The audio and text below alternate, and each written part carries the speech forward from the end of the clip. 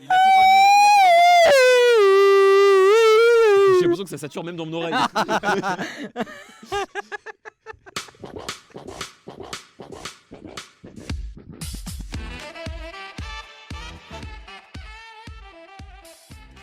Bonjour et bienvenue à tous dans cet nouvel épisode de Caféine TV, dans le premier épisode du Café Gourmand. On est ensemble avec Quentin, j'ai cassé mon ordi, c'est pas grave, on garde. Nathan et Dimitri pour ce nouvel épisode. Et Sacha. Oui, c'est vrai, je suis là aussi.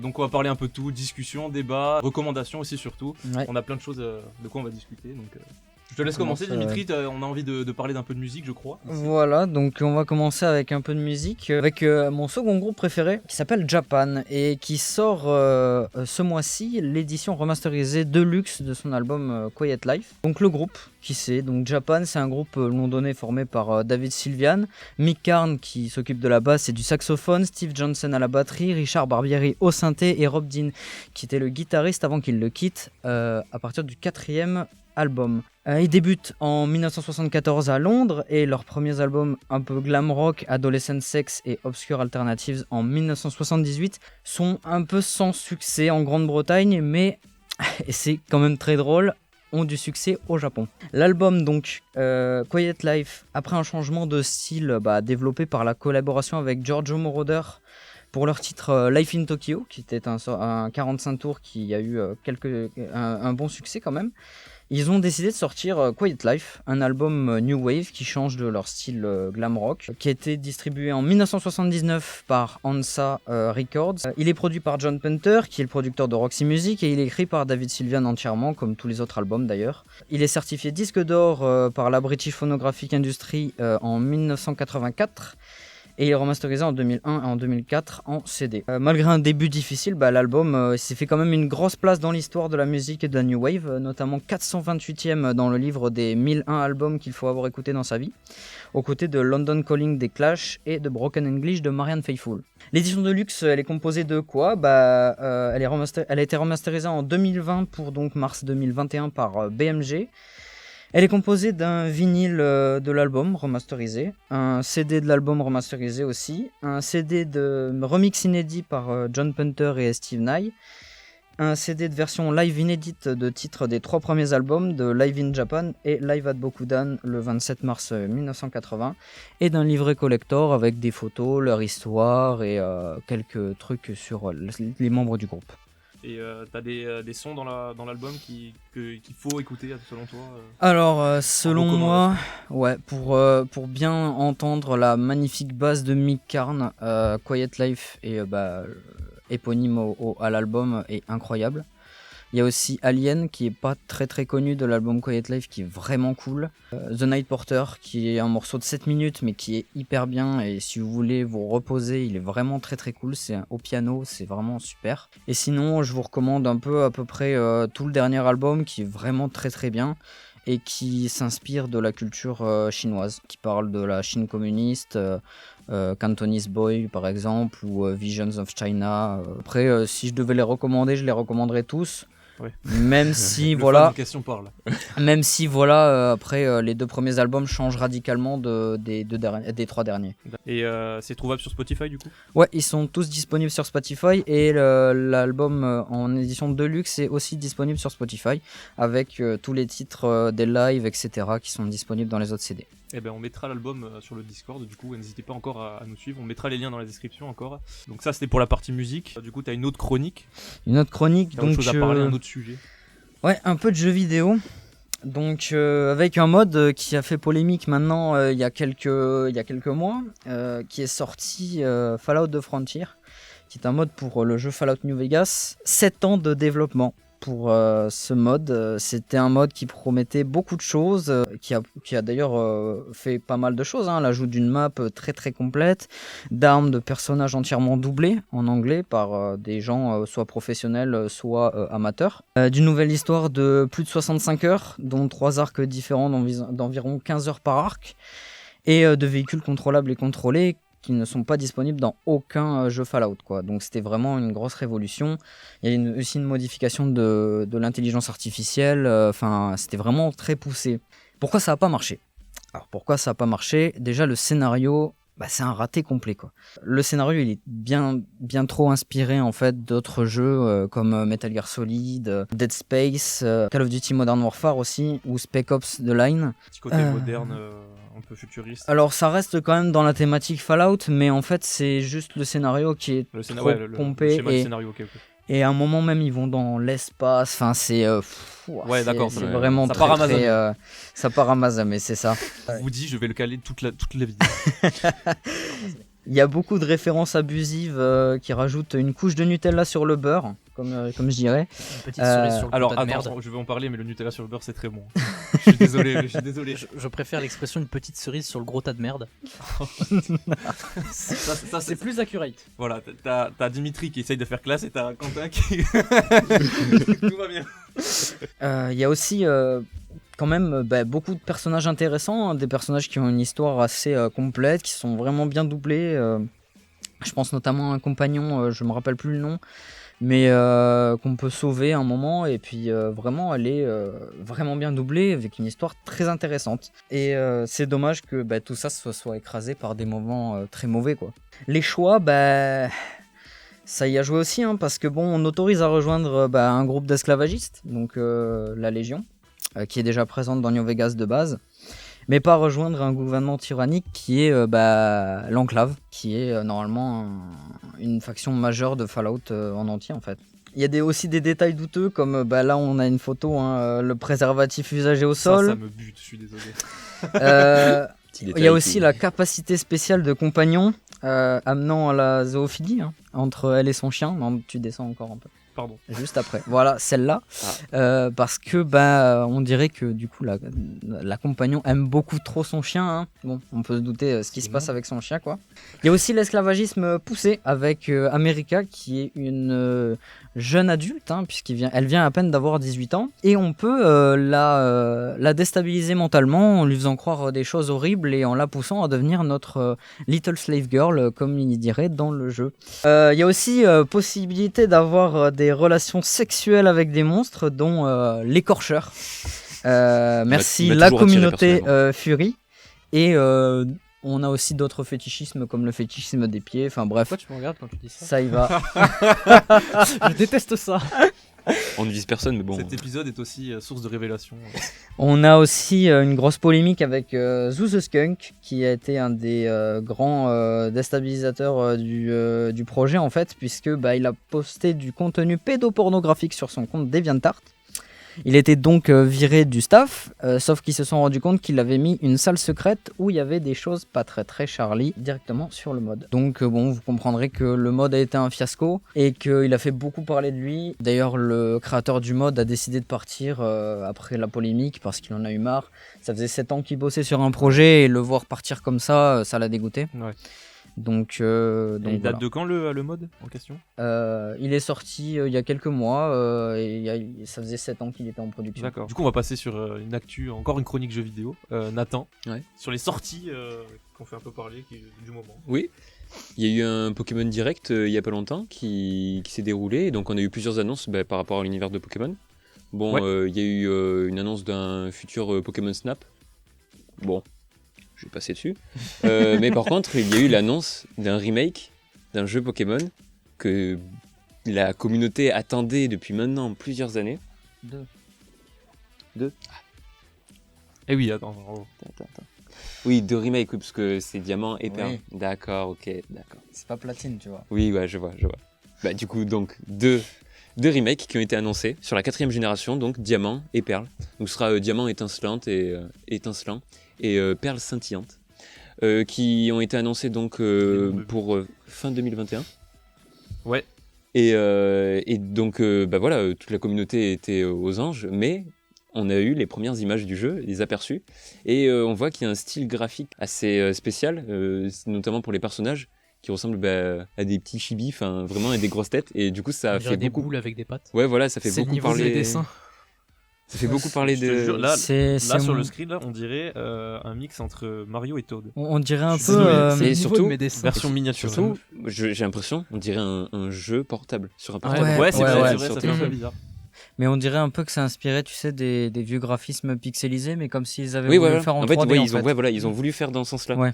Et c'est spécial. Et au bout d'un moment, quand on y réfléchit, on se dit oui, d'accord, ça peut être. C'est une direction artistique spéciale. On n'est pas forcément habitué. Ça peut être intéressant. Juste, bah voilà, à voir ce que ça donne. Ça a un peu déçu pas mal de fans, mais bon, à voir. Juste, je sais pas si j'ai pas suivi l'affaire, mais si c'est juste une amélioration graphique, ça a pas l'air d'être une amélioration non plus. On pourrait s'attendre à de nouveaux Pokémon, Voilà. peut-être de nouvelles Voilà, zones. je voulais en parler. Si c'est juste ça, c'est pathétique. Le problème, c'est est-ce qu'il y aura des nouveautés, des nouvelles méga évolutions par exemple, comme on avait vu dans d'autres jeux, des nouvelles évolutions, des nouvelles formes régionales. Il y a pas mal ou même des nouvelles mécaniques de jeu.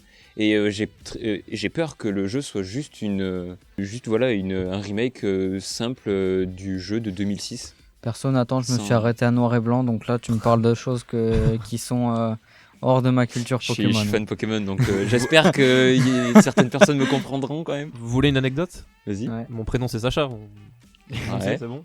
Je n'ai jamais joué à Pokémon. Je vous jure, je vous jure. Et Et ben, ce sera le moment. je n'ai jamais été attiré par l'univers. Alors peut-être parce que c'était pas ce qu'on me disait. Ouais, t'as dit mon Ah oui, palais, ouais, ça a dû te nanana. dégoûter un peu quand même. Du coup, ouais. Bon. Et pourtant, Voilà. t'es fan de Pikachu. Fan, ouais. Les oui. Kigurumi, je te rappelle. Oui, ouais, ça, ouais, bon, ok. Du coup, les remakes 4G, un peu une petite déception. Déception, mon Une petite déception. Mais par contre, on n'était pas prêt à l'annonce qui a été annoncée juste après. C'est Pokémon Légende Arceus. Donc, qui sera normalement disponible sur Switch en début 2022. Et c'est un jeu qui est basé donc sur un open world. Donc, on pourra se balader, trouver des Pokémon sauvages en liberté dans la map pour aller capturer, faire des combats Pokémon. Vraiment, vraiment très intéressant. Le principe même d'un jeu Pokémon en open world Ouais, est énorme. ça n'a pas été fait encore. Ça n'a encore jamais été fait et tout fan rêvait d'avoir ça un jour. Oui, ouais. Et là, avec les quelques images qu'ils nous ont déjà proposées sur le Pokémon Direct, on peut voir donc ça a l'air, le jeu est déjà assez beau et un peu des styles Breath of the Wild. Ouais, ça me je fait trouve. penser grave Ouais. à ça. Et vraiment, Genshin Impact. Ouais, Genshin Impact aussi. D'ailleurs, question importante, Arceus ou Arceus? Arceus. Arceus. Je sais pas. Je ne veux pas me prononcer. Ouais, vraiment. Arceus. Arceus. Bon, en soi, je te Mais juge quoi, pas. Arceus Après, dans tous les cas, tu dis chocolatine, donc tu t'es Ouais, t'as voilà. forcément baissé dans mon estime de base. Donc, Moi aussi je dis chocolatine. Ah. je rigole. Alors quand c'est Quentin, on y va, mais quand c'est Jimmy, alors Bah, franchement... C'est parce que je suis bronzé, c'est ça? Il est juste à côté de moi. Ah oui, d'accord. Donc, là, il me Je chope par la comprends. gorge, je peux en faire. Bref, voilà. Oui, donc ça se passe dans la région de Sinnoh. Donc la région de Sinnoh, ce qui est région de Pokémon Diamant et Perle. Mais l'histoire se déroule bien avant les jeux donc de Diamant et Perle. Donc il y a vraiment tout un principe donc avant l'ancien ou quoi. Vraiment super. Et aussi donc comme le nom l'indique, ce sera basé et l'histoire sera centrée autour d'Arceus. Donc le Pokémon légendaire qui est un peu le dieu, le créateur de tous les Pokémon. Donc franchement, niveau mythologie Pokémon, c'est déjà assez développé. Donc il y a moyen de faire aussi une histoire très, très dense. Mais du coup on va retrouver aussi les villes mythiques de Sinnoh, les trucs comme ça. Probablement. Et j'espère. Ouais. Ou même, vraiment les ancêtres ou quoi, enfin des clins d'œil. Vraiment le principe, c'est fou. Et vraiment, on attend, il faut voir, faudra voir ce que ça donne. Mais le jeu promet d'être vraiment... La hype est présente. Ouais. Ouais, j'imagine Aussi que ça a hype. été quand même mieux comme annonce que Ouais, l'annonce vraiment, d'avant. là, c'était remake Pokémon Diamant et Perle. Oh ah mais attends, mais finalement on a dégueulasse. l'impression que c'est dégueulasse. Et là, un jeu L'ascenseur à émotionnel. monde ouvert Pokémon, what? Ça, de toute façon, c'est Nintendo, c'est toujours un ascenseur. Et du coup, donc pour donc Le sortir chèque sur d'ailleurs Switch. Nintendo. Oui, ouais. Mais pour continuer sur Nintendo, un jeu qui est sorti là, qui sort récemment, donc qui sortira demain pour nous. Il sortira le vendredi 26 mars. Oui, il s'est pas trompé comme Quentin. J'ai réfléchi quand même au cas où. C'est Monster Hunter Rise. Monster Hunter Rise. C'est c'est le dernier Monster Hunter donc en date qui sortira donc sur Switch. Vraiment donc avec de nouveaux monstres, de nouveaux combos, de nouvelles fonctionnalités pour les armes, de nouveaux monstres inédits. Enfin vraiment ça va être énorme. En tout cas moi je l'attends avec impatience pour dire. J'avais résisté à acheter une Switch pour Pokémon Sword and Shield, mais là Je vais en acheter une ce week-end pour pouvoir Ah, jouer. oui, carrément. Ah, Ouais, aïe, ouais, aïe, pour aïe, pouvoir aïe, jouer aïe, à aïe, Monster aïe. donc, Hunter dès le jour Nintendo, de sa du coup, sortie. c'est l'occasion de faire le choc. Ah oui, ouais, s'il vous plaît, j'en ai besoin là du coup. J'en ai besoin. Ok. Mais Et- vraiment, c'est incroyable. Et sachant une version, donc Monster Hunter Rise, sortira sur PC, a été ouais, annoncée début 2022. Ah, c'est rare ça. Oui, c'est rare. Sachant que Monster Hunter World, et donc qui était sorti sur Xbox One et PS4, avait été donc aussi été sorti sur PC, mais il y avait jamais eu le lien entre les consoles et PC, et PC Ouais. était toujours en retard de plusieurs mois au niveau des mises à jour, quoi. Mm. Mais voilà, oui, c'est bien pour les joueurs PC de pouvoir jouer à Monster Hunter, vraiment pas mal. Mais j'achèterai quand même la Switch pour pouvoir y jouer en avant-première dès sa sortie. Je comprends, ouais. Du coup, t'as d'autres recos à... Oui, Donner. du coup j'ai une recommandation, une série qui s'appelle, qui est pas forcément connue, enfin j'en avais pas forcément entendu parler. J'espère pouvoir vous la faire découvrir. Ça s'appelle Solar Opposite. C'est par les mêmes créateurs que Rick et Morty. Et vraiment l'humour c'est le même, le style ou quoi. Ça raconte donc les aventures d'une famille d'extraterrestres qui essayent d'habiter sur la planète Terre. Donc vraiment c'est un humour décalé, un peu de science-fiction quoi. C'est, Mhm. enfin vraiment si vous avez Ouais, aimé Rick et Morty, vous allez adorer cette série. Ouais, d'accord. Il y a toujours moyen de la trouver sur internet, voilà. Et sachant que la deuxième saison sort aujourd'hui, donc le jeudi 25, sur Hulu. Ça s'appelle, c'est la plateforme Ulu Hulu. Ulu Sort de financement participatif, Ulule. Non, pas Hulu, non, c'est Hulu. H-U-L-U. Ok. Ouais. Je connais pas cette Ouais, plateforme. moi non plus, je connais pas. connais pas cette Je n'avais t'inquiète- jamais entendu t'inquiète parler. pas que je pense pas que je regarderai sur cette plateforme. Ouais, je pense ouais. que je vais. Mais enfin voilà, du On coup va il y a. finir en Chine. Sur ou des en- plateformes je sais pas légales. trop où, Oui, très très légal bien sûr tout ça. Mais en tout cas voilà, déjà que la saison 1 était incroyable. Vraiment la saison 2, je pense qu'elle Ouais. va être énorme. Et surtout voilà, ça permet d'avoir pas une suite à Rick et Morty, mais d'avoir Ouais. un truc en plus dans le même style. D'ailleurs, est-ce que vous avez vu Rick et Morty ou pas? Enfin, qui a vu Rick et Morty ici? J'ai tout vu. Ok. Désolé. Est-ce que t'as pas peur que... moi j'ai trouvé que les saisons 3 et 4 de Rick et Morty partaient vachement en couille, genre totalement, par rapport aux deux premières saisons que j'ai kiffé. Ouais. Et est-ce que t'as pas peur que ça arrive sur cette série? Je sais pas, j'ai l'impression que du coup, vu que c'est une série, donc une nouvelle série, le potentiel est encore, enfin, il n'y a pas encore tout qui a été exploité. Oui, ouais. Donc il y a, en tout cas, la saison 1 est incroyable. Et voilà, j'espère que, je pense pas qu'il y ait 36 000 saisons non plus. Mais oui, Ouais. j'espère pas que au bout de la 4e ou quoi saison, ce serait un peu Ouais, redondant. Il y a combien d'épisodes par saison? Si t'as... Ça, je m'en souviens plus. Non, ok. Du coup, merci Nathan pour ta chronique. Du coup, je vais passer sur ma revue d'actualité. Donc, je vais vous présenter une série de mèmes pour faire l'actualité un peu qu'on trouve sur les réseaux. Notamment, on va commencer à parler des choses qui fâchent. Si vous avez vu sur Canal+, un truc qui a fait beaucoup parler en mal, c'était le documentaire signé Marie Portolano sur la place des femmes dans le milieu du journalisme sportif.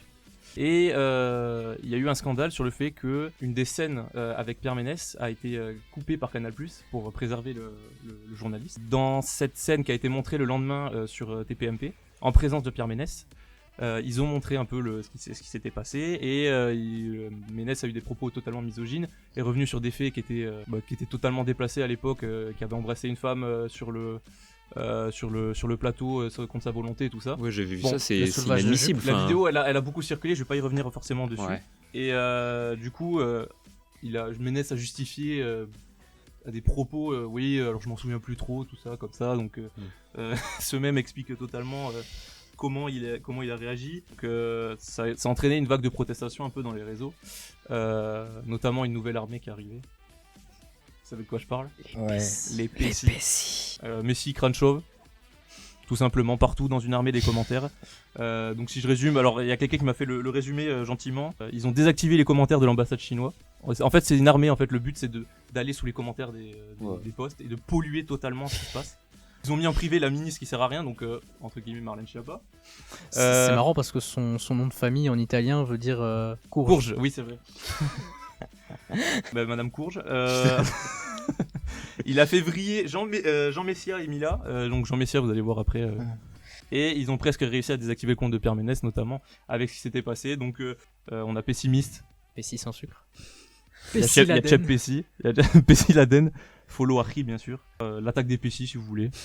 Ah, pas mal, Faire un en vrai, pas mal. Ils ont même un compte d'actualité, genre où ils mettent tous les raids qui vont se faire. Ouais, c'est bien organisé. Ouais, c'est tout propre. Franchement, c'est nickel le truc, c'est tout propre. Moins bien que Café Petit TV, logo et tout. Arrête, on va se faire attaquer. Voilà, Jean Messia aussi qui a dû réagir aux propos des Pessi. Donc il disait atomisez-les carrément. Des trolls. C'est un haut fonctionnaire, Jean Messia, pour ceux qui savent pas. Ouais. Et il atomise les PC apparemment.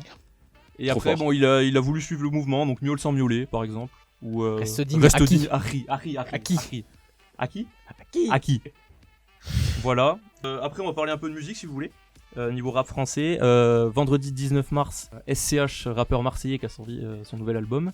La deuxième édition de Julius, le deuxième opus. Donc ça suit un peu l'histoire du premier en fait, totalement.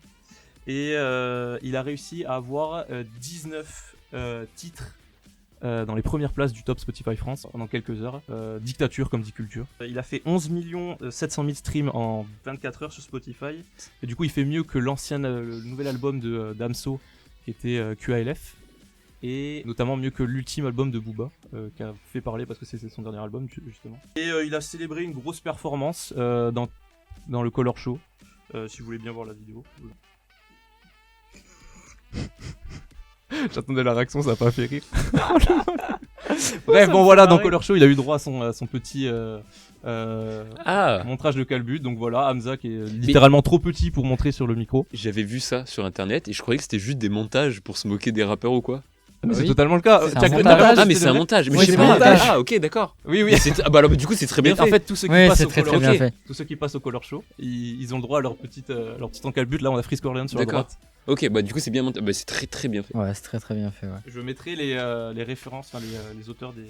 Et tout le monde pensait que SCH était incalbutable parce qu'il avait une veste assez longue et tout, mais ils ont quand même réussi. Ils sont C'est forts. beau, c'est beau. Et après, petite reco pour le plaisir. Ça va faire plaisir à Dimitri et à Quentin surtout.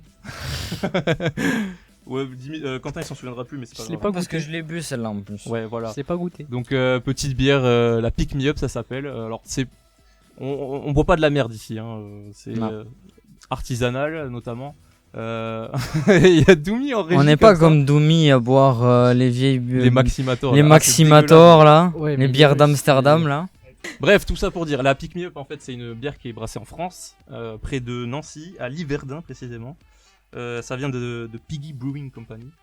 C'est une American Pale Ale, donc c'est des bières qui sont plutôt houblonnées, qui laissent place à l'amertume, au côté fruité de la bière, sans forcément mettre des ajouts de fruits, quoi que ce soit. Quand C'est- même bien amer. Hein. Ouais, c'est vachement amer, mais celle-là je trouve elle a plus un côté fruité.